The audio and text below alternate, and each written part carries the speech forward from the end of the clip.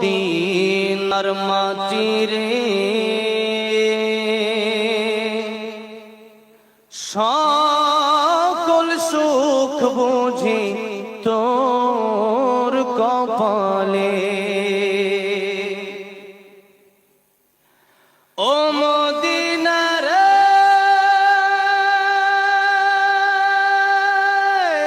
তোর বুকে আমার নবী যার লাগে পাগল সবই, যার তরে হইল সৃষ্টি ত্রিভুবন। কাঁদি আমি সারাক্ষণে কখন যাব সেখানে, সহে না আর পরাণে। ও মদিনার মাটি রে সকল সুখ বুঝি তোর কপালে। ও মদিনা রে পাখি যদি হতাম আমি, উড়ে উড়ে যেতাম আমি, থাকতো না মনে কোনো যাতো না। দেহে নাই পাখায় আমার, সাথে নাই টাকায় আমার, কেমনে কেমনে যাব সেখানে।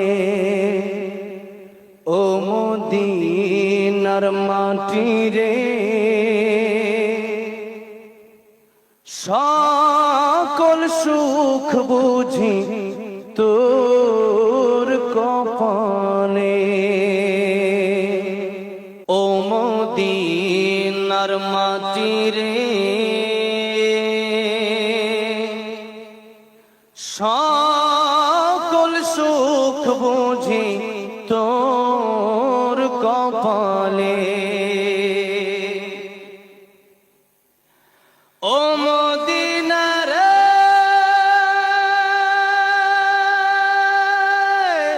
তোর বুকে আমার নবী যার লাগে পাগল সবই, যার তরে হইল সৃষ্টি ত্রিভুবন। কাঁদি আমি সারাক্ষণে কখন যাব সেখানে, সহে না আর পরাণে। ও মদিনার মাটি রে সকল সুখ বুঝি তোর কপালে। ও মদিনা রে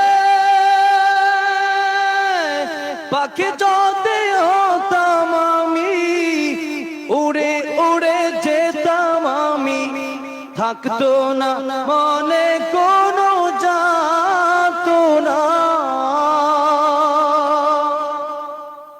দেহে নাই পাখায় আমার, সাথে নাই টাকায় আমার, কেমনে কেমনে যাব সেখানে। ও মদিনার মাটি রে সকল সুখ বুঝি তোর কপালে। ও মদিনার মাটি রে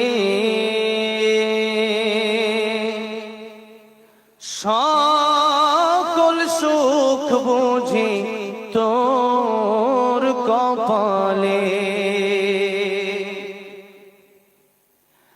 ও মদিনা রে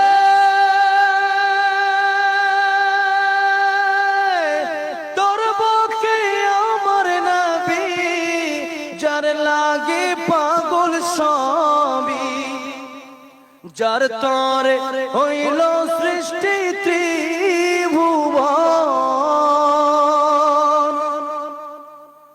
কাদি আমি সারাক্ষণে, কখন যাব সেখানে, সহে না আর পরানে।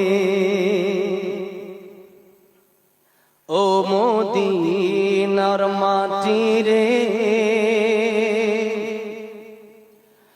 সকল সুখ বুঝি তোর কপালে। ও মদিনা রে, পাখি যদি হতাম আমি, উড়ে উড়ে যেতাম আমি, থাকতো না মনে কোনো যাতনা।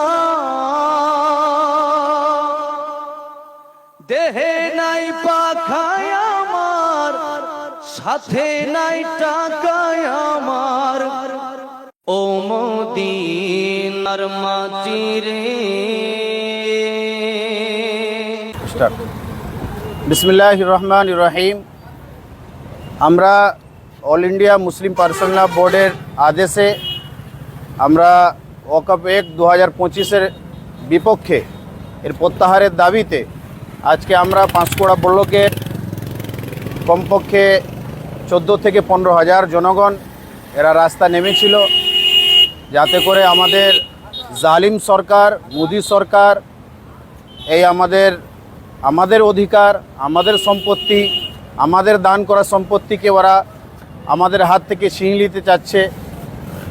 আর এর প্রতিবাদে, এর প্রত্যাহারে, এই দাবির প্রত্যাহারে আজকে আমরা রাস্তায় নেমেছিলাম। আর আমরা এর আগেও এর প্রতিবাদ করেছি, এখনও করেছি।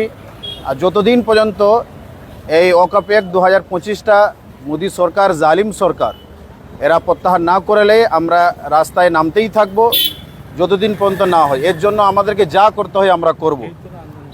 আমরা একটা নমুনা, আমাদের আজকে পাঁশকুড়া 14 থেকে 15 হাজার মানুষ এক প্ল্যাটফর্মে এসে আমরা এর প্রতিবাদ করেছি। এর আগেও যদি জালিম সরকার এই ওয়াকফ 1/2025কে প্রত্যাহার না করে, এরপরে আরও বড় আমাদের প্রোগ্রাম আছে, ও করতে বাধ্য হবে, আমরা করব। আমরা জীবন এবং প্রাণ দিয়ে আমরা লড়ব, রাস্তায় নামবো, লড়বো। আমাদের অধিকারকে আমরা ছিনিয়ে নিব। আমাদের অধিকার উপরে আমাদের মসজিদ, আমাদের মাদ্রাসা, আমাদের খানকা, আমাদের মাজার, আমাদের কর্মস্থান, আমাদের অকম সম্পত্তি, আমাদের বাপদাদারা দিয়েছিল।